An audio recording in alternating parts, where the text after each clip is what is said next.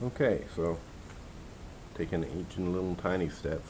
What I've got here is my knife blank is two pretty well formed, although again the knife's going to come under. There's going to be leeway there, but that's kind of what I want. Two well formed blanks. I don't know which side each was shaped to. And then I've got my pins. It's just going to be a copper landing hole. Tapered the edges too, and that's all I had to do. What I actually have here, two front pins. I actually went ahead, I don't know if anyone ever notices this, if it's just me, but sometimes I'll kind of mosaic-ish. The front pins, these are 1/8 round, and their diameter is 1/8 inch, and I sometimes use hollow ones. I've used copper to match the landlord hole, but on the inside there I put a little smaller brass rod that's it's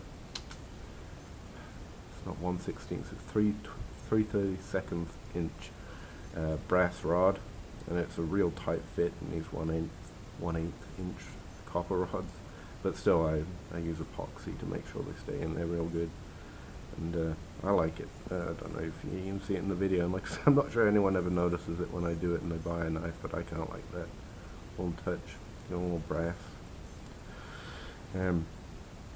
So yeah, and I've got two front pins for the start, because I really like this pin layout John does for me, which gives you a lot of options. What I'm going to do with this one is just two front pins and a back pin. I've seen that on a lot of older fixed blades where they've got multiple small pins at the front, so I kind of like paying homage to that at least a little bit. And then I've got it all together.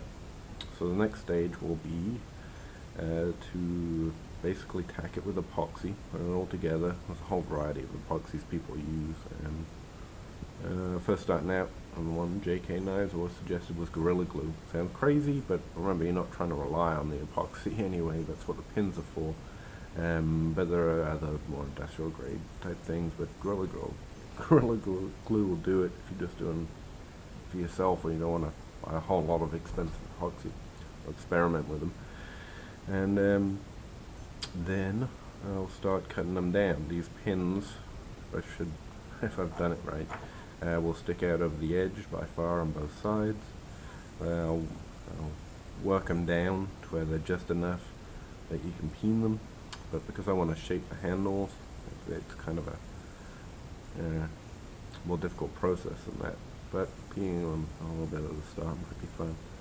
And I work them down a little bit, leave a little bit sticking out, and then you can peen them, which is literally just insert the pin at the end, put them on a solid surface, and then I use the round part of a bolting hammer to flatten them out, and then I'll sand them to make them smooth again, which is meant to do a little bit to the structure on the inside, make it expand a little bit.